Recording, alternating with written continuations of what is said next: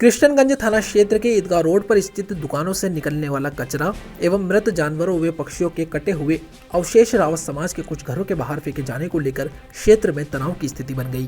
बार बार समझाइश के बावजूद जब दुकानदार नहीं माने तो विरोध करने पर मारपीट की घटना सामने आई। पीड़ित उगम सिंह ने बताया कि मीट की दुकान संचालक सद्दाम द्वारा लगातार उनके घर के बाहर मृत जानवरों के अवशेष और कचरा फेंका जा रहा था, जिससे दुर्गंध और गंदगी फैल रही थी।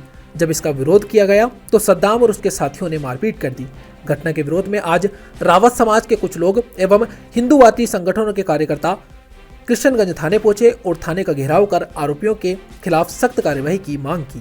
प्रदर्शनकारियों ने मारपीट में शामिल सद्दाम सहित उसके साथियों की गिरफ्तारी की मांग करते हुए चेतावनी दी कि यदि शीघ्र कार्यवाही नहीं हुई तो बड़ा आंदोलन किया जाएगा।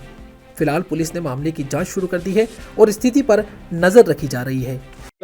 हाँ, आज जो कल की तारीख में जो ईदगाह में मारपीट हुई है, उस सिलसिले में किस लिए मारपीट हुई है? दारू मीट की दुकान के ऊपर जो मीट की दुकान लगी है उसके अंदर जो उसके अवशेष हैं वो उनके घरों के पास में डाल देते हैं। वो उड़ करके या बिल्लियाँ कुत्ते लेकर के उनके घरों में जाते हैं। तो उनको रोकने के लिए उनको जो डाल रहे थे मीट के दुकान वाले और उनके साथ में 10-12 लोग और थे, उनको डालने के लिए मना किया। तो रात को जाकर के 10-20 लोग आकर के उनके घर में हमला किया। और हमले का कारण क्या था? वो मीट की दुकानें। तो मीट की दुकानों को बंद करवाने के लिए पूरा समाज, हिंदू समाज, रावत समाज के साथ हम हिंदू समाज हैं, पहले हिंदू हैं, तो यहाँ आए। तो हमारे कमिश्नर साहब बहुत बड़े हैं, जो हमारे अजमेर जिले के कलेक्टर साहब से भी बड़े हैं, वो तो नीचे नहीं आ सकते। वो बैठा किस लिए? नगर निगम में है। नगर निगम में किसके लिए बैठे?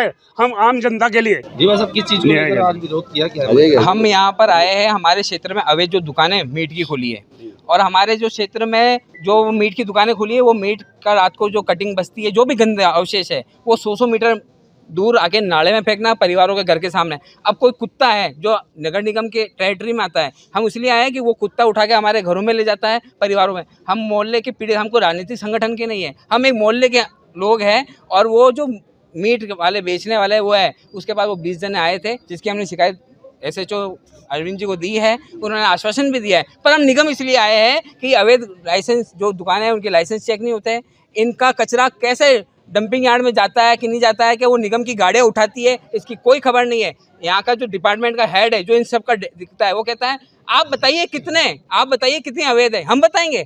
नगर निगम की इतनी बड़ी बिल्डिंग में बैठे और हम बताएंगे। हमको 20 से 25 मिनट इतने बुजुर्ग, इतने माताओं को बैठा के आधे घंटे तक इन्होंने आयुक्त ने इंतजार कराया। मजाल है आयुक्त तो नीचे आ गए हो, फिर भी हमको जबरदस्ती ऊपर जाना पड़ा, धक्का मुक्की करनी पड़ी। अब बड़ा अफसोस है, अजमेर स्मार्ट सिटी है, पर अगर ये आप पेट्रोल आपके माध्यम से चलता है तो ध्यान आएगा कि अजमेर स्मार्ट सिटी तो सिर्फ शहरीकरण से हुआ। यहाँ के आयुक्त साहब स्मार्ट नहीं हुए। स्मार्ट होते तो नीचे आते, एक एक व्यक्ति से पूछते। हम कोई मारने गुंडे छोड़ने गए, हम कोई गुंडे बदमाश नहीं है जी। हम हमारे घर बार को छोड़कर, काम धंधे को छोड़ के रोटी छोड़ी है। 2 बजे के बाद का टाइम होता है रोटी का, वो छोड़ी है। बुजुर्ग है, किसी की शुगर है, किसी का क्या है, तो भी क्यों बैठे हैं? क्योंकि हम असुरक्षित महसूस करें अजमेर के ईदगाह क्षेत्र में। वहाँ का एक स्थानीय पार्षद क्या कहता है कि अगर तुम कार्रवाई करते हो तो ये सब और देखना क्या होता है, यानी हमको अब भय से रहना पड़ेगा क्या?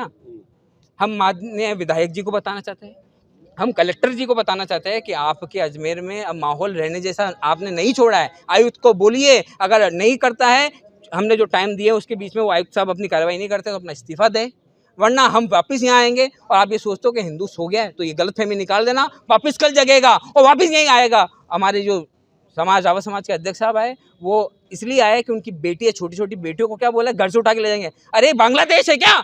ये हिंदुस्तान है, हिंदुस्तान में राजस्थान है जो शूरवीरों की है और अजमेर है महाराणा प्रताप की नगरी है। इसलिए गलतफहमी पाल रहे हो तो निकाल देना। ये प्रशासन पंगु हो चुका है।